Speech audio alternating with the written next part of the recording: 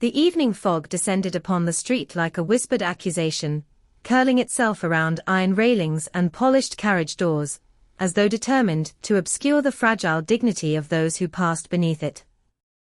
Gas lamps flickered to life one by one, their trembling halos illuminating faces that glanced, assessed, and turned away. In that uncertain light, Miss Eliza Harrow walked with careful composure, her gloved hands clasped before her, her posture straight despite the quiet storm gathering behind her eyes. London had once greeted her with bows and invitations, now it acknowledged her only with silence sharpened by curiosity. She emerged from the modest milliner's shop, with a small bandbox tied in faded ribbon. The bell above the door chimed apologetically, as though aware it released her into less forgiving company. Her gown, though clean and modestly cut, bore the unmistakable fatigue of repetition, its hem brushed thin from seasons past. She paused on the pavement, inhaling the cool air, willing her expression into something resembling calm. The shop window reflected her faintly, but she did not look yet. To meet her own gaze felt, tonight, like an admission of defeat. Two ladies approached beneath silk parasols, their laughter bright enough to slice through the fog. They slowed upon recognizing her. Their conversation faltered, then resumed in lowered tones insufficiently discreet. One tilted her head with exaggerated sympathy. "How unfortunate," she murmured, though her eyes glittered with interest. "I heard the engagement ended most abruptly." The other replied, "Indeed, and debts besides. Ambition is costly when unsupported." The words floated toward Eliza, delicate as lace and twice as cutting. She inclined her head in greeting, neither pausing nor quickening her step. Her pulse beat fiercely against her throat, but her chin remained lifted. She had practiced this composure before a mirror when the first invitations ceased arriving. She had rehearsed the precise stillness required to survive pity. Behind her, the whispering resumed, now joined by a suppressed laugh. The sound followed her like a persistent echo, clinging even as she turned the corner into a quieter street lined with darkened townhouses.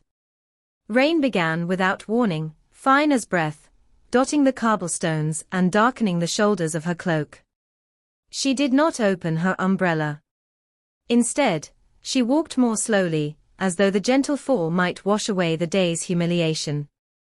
Her thoughts drifted unwillingly to the letter folded inside her reticule, the one that had dissolved her future with careful, legal phrases. It had not accused, it had merely withdrawn. Society, she had discovered, required no explanation beyond absence. Once abandoned, she had become a cautionary tale spoken over teacups. A black lacquered carriage stood at the curb ahead, its horses patient, their breath steaming in the cooling air. The polished panel caught the lamplight with mirror-like clarity. Without considering, Eliza stepped nearer, drawn by the unexpected gift of reflection. She lifted trembling fingers to smooth the loosened coil of her hair. A strand clung stubbornly to her cheek. She tucked it back, her expression intent, almost solemn, as though restoring order to her appearance might restore order to her life.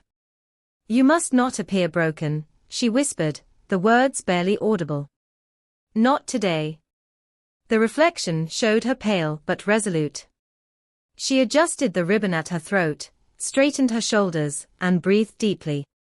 For a moment, the world narrowed to the simple act of reclaiming herself. She did not notice the faint movement within the carriage, nor the figure seated behind the shadowed glass. Inside, a man observed in silence, his gloved hand resting lightly against the window frame. He had been watching the street with idle detachment, accustomed to passing faces and trivial diversions. Yet something in her stillness arrested him. He saw no vanity in her gesture, only determination stitched with fragility. The lamplight revealed the subtle tremor of her fingers, the dignity she fought to preserve, the absence of any audience but herself. He recognized humiliation, he had inflicted enough of it to identify its quiet aftermath. But he had rarely seen someone resist it with such deliberate grace. Outside, Eliza lowered her hands, unaware of the scrutiny. She glanced once more at the reflection, and a faint, almost defiant softness entered her eyes. It was not happiness, merely the courage to continue. She turned to step away, the rain glistening upon her lashes. At that instant, the carriage door opened with a decisive click that sounded unnaturally loud in the hush of the street. She froze. A tall figure descended, his coat dark, his bearing unmistakably commanding. Even before she fully recognized him, instinct warned her of consequence. The Duke of Ravensmere was not a man approached lightly. His reputation moved through society like a cold wind, leaving alliances rearranged and hearts prudently guarded. He closed the carriage door with measured calm, his gaze resting upon her as though she were neither curiosity nor accident, but something deliberately chosen. Mortification flooded her. She stepped back, color rising to her cheeks.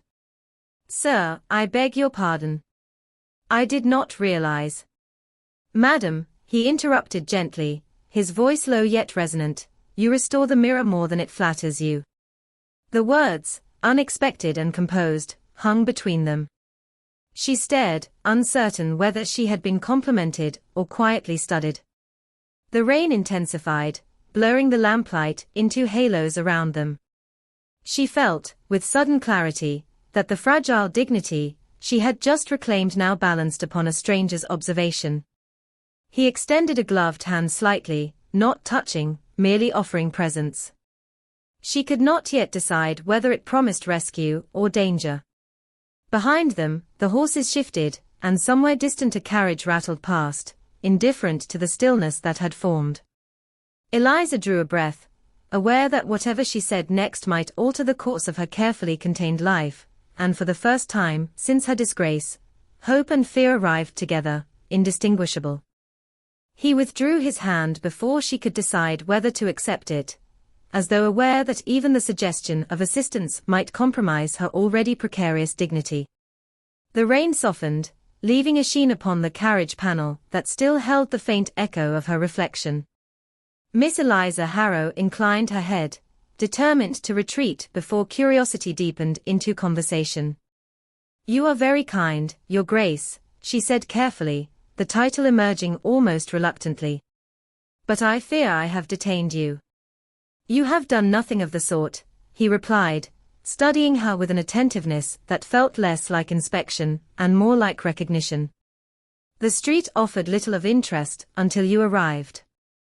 She could not decide whether the remark bordered on impertinence or courtesy. Either interpretation threatened danger. She stepped aside, intending to depart, but he reached into his coat and produced a folded handkerchief of fine linen. Without flourish, he extended it. "The rain has not been entirely merciful," he said. Eliza glanced at the immaculate cloth, then at him. Accepting such an object from a gentleman, particularly one whose name stirred both admiration and caution, would invite speculation. "I could not presume, sir." "It is not presumption," he answered quietly. "It is practicality." She hesitated, then accepted it with restrained gratitude. Their fingers did not touch, yet the exchange felt strangely intimate, as though a boundary had been crossed in silence. She murmured thanks and moved away, heart unsteady. Behind her, she sensed his gaze linger, not possessive, but curiously intent. At the corner, a passing carriage slowed. A lady within leaned forward, her expression sharpened by interest. Eliza recognized her instantly, Mrs. Dalrymple, a collector of small scandals. Their eyes met. The lady's brows lifted almost imperceptibly. The moment lasted only seconds, yet Eliza felt its consequence settle heavily upon her shoulders. That evening, she returned to her modest lodgings, and placed the handkerchief carefully upon her dressing table. It seemed absurdly elegant amid her simple possessions. She resolved to return it at the earliest opportunity, though she had no notion how such an opportunity might arise without inviting further notice. Sleep eluded her, and when morning arrived, pale and brittle, she had scarcely rested. A knock sounded at her door. Her landlady entered bearing a narrow box tied with silver thread. "Delivered just now, miss." "No card." Eliza opened it slowly. Inside lay white roses, their petals luminous against dark green leaves. They were winter blooms, rare and expensive, and their fragrance filled the small room with unexpected sweetness. She touched them lightly, as though they might dissolve. Without a card, the sender could not be proven, yet she knew. Her first instinct was alarm. The second, more troubling, was warmth. She arranged the flowers in a chipped vase, then stepped back, uncertain whether she had invited comfort or complication. By afternoon, her landlady had already asked 2 speculative questions, each more pointed than the last. The following day brought a charity recital at a modest hall, one of the few events still open to her. She attended in subdued attire, hoping anonymity might shield her. Conversations hushed briefly as she entered, then resumed. She took a seat near the back, folding her hands tightly. When the doors opened again, a murmur rippled through the room. The Duke of Ravensmere entered, his presence altering the air with immediate authority. He acknowledged acquaintances with curt nods, then remained standing along the wall. He did not approach her, nor did he seek conversation, yet his proximity changed everything. 2 ladies who had been whispering about her fell conspicuously silent. A gentleman who had intended to claim her seat reconsidered and withdrew. Eliza felt both protected and exposed. She watched the musicians, though she heard little. The knowledge that he remained nearby, silent yet attentive, unsettled her composure more thoroughly than open scrutiny. When the recital ended, he departed without addressing her. The restraint, paradoxically, deepened the impression he left behind. At the small auction following the performance, she placed a worn volume of poetry among the donated items. It had belonged to her mother, parting with it felt like surrendering memory. She intended it as a quiet contribution, unlikely to attract notice. The bidding began casually. A few shillings were offered. Then a voice from the back, calm, unmistakable, doubled the sum. Heads turned. Another bidder hesitated, then withdrew. The Duke increased the amount again, his expression unchanged. The figure rose beyond reason. No one challenged him further. He secured the book with a final, decisive bid and left the hall immediately afterward. Shock lingered in his absence. Eliza stood motionless, aware that every gaze now measured her. The organizer thanked her effusively, oblivious to the implication. She felt heat rise to her face. By the time she returned home, whispers had already begun. A neighbor mentioned having heard of unusual generosity. A letter arrived from an acquaintance expressing cautious curiosity. Each word tightened the net of speculation. She placed the remaining rose petals into a drawer, as though hiding evidence might delay consequence. Yet she sensed the story growing beyond her control. Late that evening, her landlady delivered a folded newspaper. "Thought you might wish to see," she said carefully. Eliza unfolded it with trembling hands. A column devoted to society observations noted, with delicate ambiguity, that a certain influential duke had shown remarkable attention toward a lady recently absent from favor. No name appeared, yet the description was unmistakable. Her breath caught. She realized that kindness, once witnessed, could transform into rumor with alarming speed. The tokens that had stirred reluctant hope now threatened to define her anew. She folded the paper slowly, aware that the fragile dignity she had struggled to reclaim might once again be judged not by her own actions, but by his. The morning carried a brittle stillness, as though winter itself had paused to listen for the next whisper.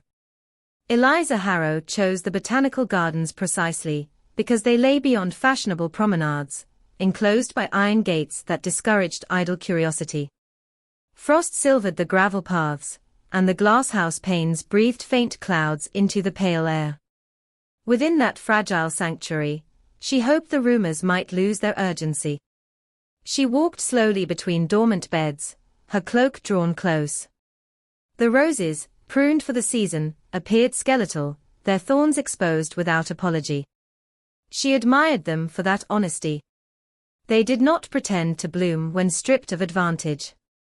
A gardener passed in the distance, nodding politely, then vanished behind a hedge. Silence reclaimed the grounds. Inside the glasshouse, warmth lingered faintly, trapped beneath curved ceilings beaded with condensation. Ferns drooped gently, and late blossoms clung stubbornly to life. Eliza removed her gloves, letting her fingers hover above a pale rose that seemed determined to survive winter's severity. She wondered whether resilience must always resemble defiance. The question felt uncomfortably personal. "You prefer solitude," a familiar voice observed behind her. She stiffened before turning. The Duke of Ravensmere stood near the entrance, hat in hand, his dark coat dusted with frost. He had not approached loudly. He rarely seemed to disturb silence so much as inhabit it. "I sought it," she replied, recovering her composure. "Though it appears solitude is difficult to maintain. If my presence intrudes, I shall withdraw," he said, though he did not move. She studied him carefully. "Your Grace, it is precisely your presence that has made solitude impossible." He accepted the rebuke without visible offense. "Then I must hear the charge fully." Her breath trembled. "You have been generous. Yet generosity from a man of your position carries weight. People speculate. They attach meaning where none may exist." "And you believe none exists?" he asked quietly. "I believe," she answered, "that my reputation cannot withstand kindness misunderstood." He considered her words, his gaze drifting briefly to the frost-framed panes. "I did not intend to harm you." "I know," she said, and the admission softened her tone. "That is why I wished to speak. I would rather face discomfort privately than endure protection publicly." He stepped closer, careful to preserve distance. "You prefer honesty to convenience." "I prefer dignity," she corrected. The air between them shifted, less guarded, more deliberate. He folded his gloves slowly, as though choosing each movement. "My reputation, Miss Harrow, is not gentle. I have negotiated marriages as though they were treaties. I have declined affections with unnecessary bluntness. Society calls me ruthless, because I have rarely contradicted it." She listened, surprised by the candor. "Then why contradict it now?" "Because you did not attempt to use me," he replied. "You avoided me when others might have pursued. That restraint interests me more than admiration." She lowered her gaze. "Interest can resemble scrutiny." "Perhaps," he conceded. "But mine is reluctant admiration." The words settled softly. She brushed a trace of frost from her sleeve, needing the small movement. Admiration is dangerous currency for a woman already judged. He reached toward a nearby leaf, then stopped, withdrawing his hand before touching it. "When I saw you in the street, you were not seeking an audience. You were repairing yourself. That distinction matters." Her voice softened. "Repair is often mistaken for vanity." "I recognized it as courage," he said. The warmth in the glasshouse deepened the color in her cheeks. She felt the fragile wall between them thinning. Courage does not shield one from consequence. "No," he agreed. "But it commands respect." He bent slightly, brushing a delicate layer of frost from the edge of her glove where it had chilled again. The contact lasted only a second, yet it carried unexpected gentleness. Both drew back at once, as though startled by their own nearness. "I did not mean to compromise you," he said quietly. "You did not," she answered, though her pulse quickened. "But you may, if this continues." He nodded once. "Then I ask permission rather than assume it." May I call upon you, formally, and only if you wish it? The question hung with surprising gravity. She understood the implication. Formal visits would legitimize attention, yet they would also bind her more visibly to him. She weighed caution against curiosity. You may, she said finally, her voice steady though her hands trembled slightly. Provided you remember that I possess little to offer but honesty. That is precisely what I seek, he replied. They turned toward the exit together, maintaining careful distance. Outside, the cold reclaimed them. She felt, strangely, lighter, as though clarity had replaced confusion. Yet as they passed the iron gates, she sensed movement beyond the hedges. A figure lingered near the path, partially concealed.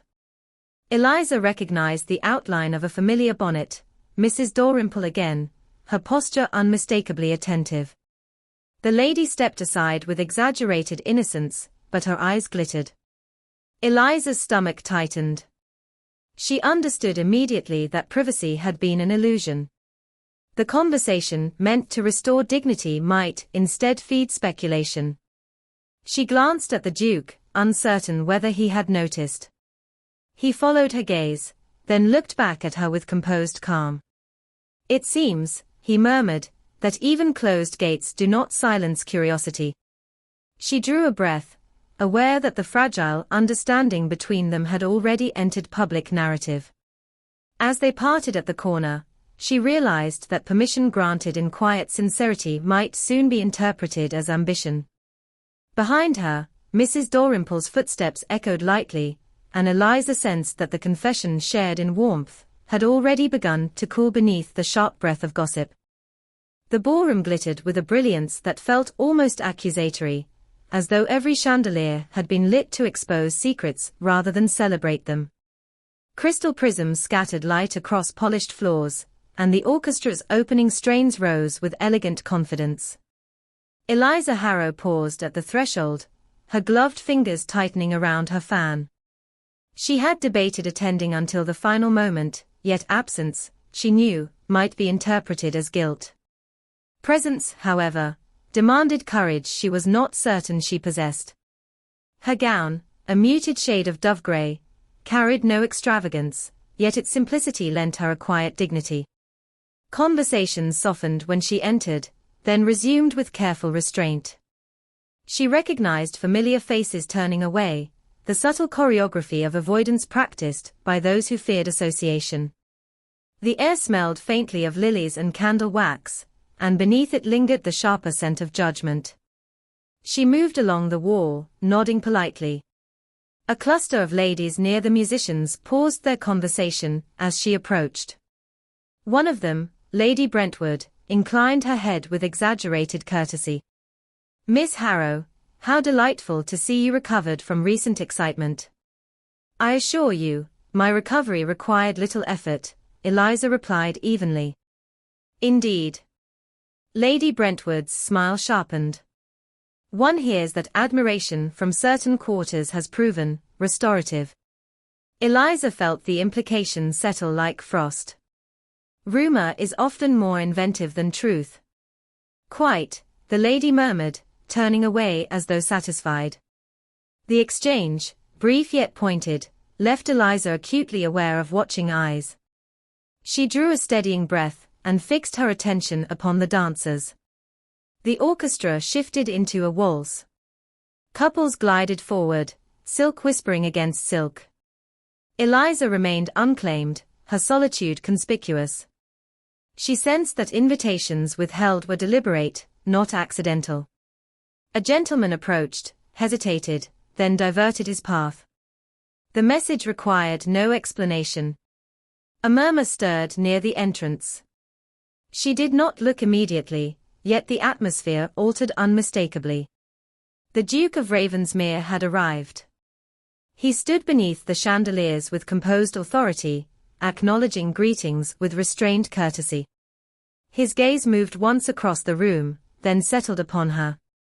The recognition felt immediate, unhidden. He crossed the floor without haste, yet the deliberate path drew attention. Conversations faltered. Fans paused mid-motion. Eliza felt the heat of scrutiny intensify as he stopped before her and bowed. "Miss Harrow, may I request the honor of the first dance?" The boldness of the request echoed louder than the orchestra. She sensed the collective intake of breath around them. Declining would preserve caution, but confirm distance. Accepting would invite speculation yet assert independence. "Yes, Your Grace," she said quietly. He offered his arm. As they moved onto the floor, silence followed, then the music resumed with renewed clarity. His hand rested lightly at her waist, respectful yet steady. They began to turn, their steps measured, the rhythm drawing them into motion. "I fear I have made you the subject of scrutiny," he murmured. "You have made me the subject of certainty," she replied. "Speculation thrives on ambiguity. You have removed it. And you resent that." "I fear it," she admitted. They turned again, skirts brushing the polished floor. He leaned slightly closer, his voice low. "If they must talk, let them speak truth, that I am the one pursuing." Her breath caught. The statement, delivered without flourish, felt more intimate than any declaration. Truth is seldom believed when it contradicts expectation. "Then we shall repeat it until it becomes unavoidable." They completed the dance amid attentive silence. When the music ended, he did not release her immediately. Instead, he guided her toward a group of influential guests. "Allow me to present Miss Harrow," he said calmly, his tone leaving no room for dismissal. Each introduction reinforced legitimacy. Eliza felt the shift gradually. Politeness replaced coolness. A lady complimented her gown. A gentleman inquired about her health. The transformation, though subtle, felt significant. Protection offered openly had become endorsement. Yet the equilibrium proved fragile. A sudden voice cut across the room. "How admirable, Your Grace, to champion resilience." Eliza turned. Mr. Charles Whitford, her former fiancé, stood near the staircase, his expression carefully composed. He inclined his head. "Miss Harrow appears remarkably recovered." The air tightened. Ravensmere's posture remained calm. "Mr. Whitford. I trust you are aware," Whitford continued, "that Miss Harrow possesses considerable talent for attracting sympathy." Eliza felt the sting, but remained silent. Ravensmere's gaze sharpened slightly. "Sympathy is rarely attracted without cause." Whitford smiled thinly. "Cause can be manufactured." The surrounding guests watched intently. Eliza sensed the moment tipping toward confrontation. She lifted her chin. "Sir, I require no defense beyond my conduct." Ravensmere's voice remained even. "And her conduct has been exemplary." Whitford bowed stiffly. "Time will determine that." He withdrew, leaving tension behind him. Eliza realized her hands trembled. Ravensmere offered his arm once more. "You have borne that with remarkable composure." "Composure is the only shield I possess," she replied. He regarded her thoughtfully. "It is stronger than many swords." As the orchestra resumed, she felt the room's atmosphere subtly altered. Some guests now watched with curiosity rather than judgment. Yet Whitford's words lingered like a shadow. She understood that the Duke's public gesture had silenced immediate criticism, but awakened deeper scrutiny. He escorted her toward the balcony doors, where cooler air softened the heat. "You may withdraw if you wish," he said. "And appear defeated," she answered softly. He inclined his head. "Then remain, and let them witness resilience." She looked back at the ballroom, its glittering expanse no longer wholly hostile. "You realize," she said, "that your attention binds our reputations together." "I am aware," he replied. "And you do not object?" "No," his gaze held hers steadily. "On the contrary, I welcome it. The words settled between them with quiet gravity. Behind them, whispers resumed, but their tone had shifted. Eliza sensed that the balance of judgment had begun to tilt. Yet as she returned to the floor, she noticed Whitford speaking urgently with Lady Brentwood, their expressions intent. She felt a flicker of unease. Ravensmere's declaration had silenced the room, but silence, she realized, often preceded a more deliberate attack. Sparkle's broken heart top hat. Whispers gathered like distant thunder as Eliza Harrow stepped back into the ballroom, aware that the fragile calm following the dance had already begun to fracture. Conversations resumed with calculated softness, yet eyes lingered with renewed curiosity. The Duke of Ravensmere remained beside her, his presence steady, but she sensed the mounting tension in the air, as though the evening balanced upon an unseen precipice. Mr. Whitford's voice rose again, controlled but unmistakably deliberate. "Your Grace," he said, addressing Ravensmere while ensuring the surrounding guests could hear, "I would regret remaining silent if silence might encourage misunderstanding." Ravensmere regarded him calmly. "Then speak plainly." Whitford inclined his head. "Miss Harrow's circumstances are known. Her family's debts, her unfortunate engagement. It would be regrettable if admiration from a gentleman of your standing were misinterpreted as endorsement of ambition." The implication landed sharply. Eliza felt heat rise to her cheeks, yet she refused to lower her gaze.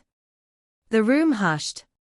Ravensmere's expression did not alter, but a quiet authority settled over his posture. "Sir," he replied evenly, "you mistake circumstance for character." Whitford's smile remained fixed. Society rarely distinguishes between them.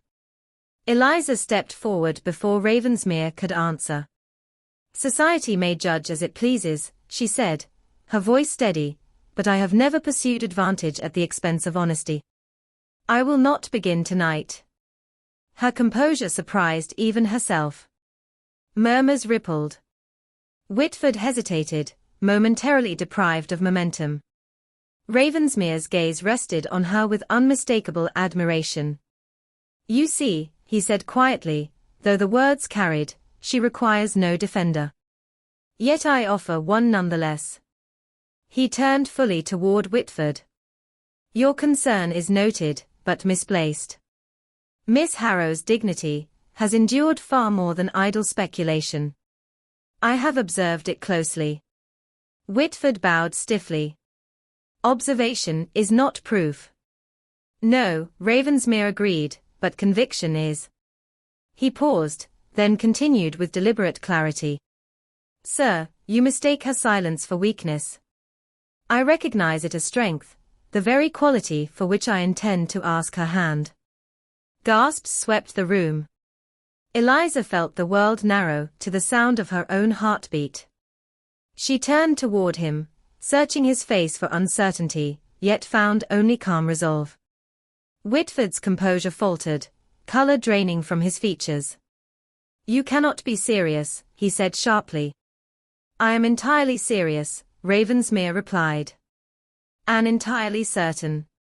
Whitford inclined his head abruptly, unable to reply further. He withdrew, leaving behind a silence heavier than any accusation. Conversations resumed in startled fragments. Eliza realized her hands trembled, and Ravensmere gently offered his arm. "Walk with me," he murmured. They moved toward the balcony doors, the cool night air easing the heat of scrutiny. Snow had begun to fall, soft flakes drifting beneath the lanterns. Eliza leaned lightly against the railing, gathering her thoughts. "You have altered everything," she said quietly. "I have spoken truth," he answered. "Truth may become another form of scandal." "Then let it," he replied. "I would rather risk scandal than permit injustice." She turned toward him, her voice softer. "You scarcely know me." "I know enough," he said. "I know that you refused pity, that you accepted kindness with caution, and that you defended yourself when silence would have been easier. Those are not trivial qualities. Emotion tightened her throat. And if I cannot repay such certainty? You already have, he answered gently. You reminded me that respect may exist without calculation. Snow gathered upon the balcony rail. For a moment they stood in quiet understanding. At last he spoke again. I will not press you for an answer tonight. I wished only to declare my intention openly, so no one may misinterpret my regard. She nodded, overwhelmed yet unexpectedly calm. You have given me more than protection. You have given me choice. He inclined his head. Then choose freely. They returned inside, where the atmosphere had shifted palpably. Guests now approached with cautious warmth. Some offered congratulations veiled as courtesy. Others watched with fascinated restraint. Eliza felt the weight of scrutiny transformed into something less hostile, though no less intense. When the evening ended, Ravensmere escorted her to the carriage waiting beyond the lamplit steps. Snow muffled the street, softening the city's harsh edges. He opened the door and assisted her inside, then followed. The interior glowed with gentle warmth. For a moment neither spoke. Eliza glanced at the polished panel opposite, catching her reflection once more. The image seemed altered, steadier. A loose strand of hair had escaped near her temple. Without thinking, she reached to adjust it. Ravensmere noticed and lifted his hand, pausing briefly before touching the strand with careful gentleness. Allow me, he said quietly. His fingers brushed her hair into place. The gesture echoed their first meeting, yet the meaning had deepened. She met his gaze, her expression no longer uncertain. You no longer borrow the mirror, he murmured. You have altered the view entirely. The carriage began to move, wheels crunching softly over snow. Outside, the city faded into lamplit quiet. Eliza felt the lingering tension of the evening dissolve into something steadier, a fragile hope shaped by courage and choice. She realized that the same door which had once opened upon humiliation now closed around possibility. As the carriage turned the corner, she understood that their futures, once separate and uncertain, had begun to align, and that society's whispers, however persistent, could no longer define the woman who had learned to meet her own reflection without fear.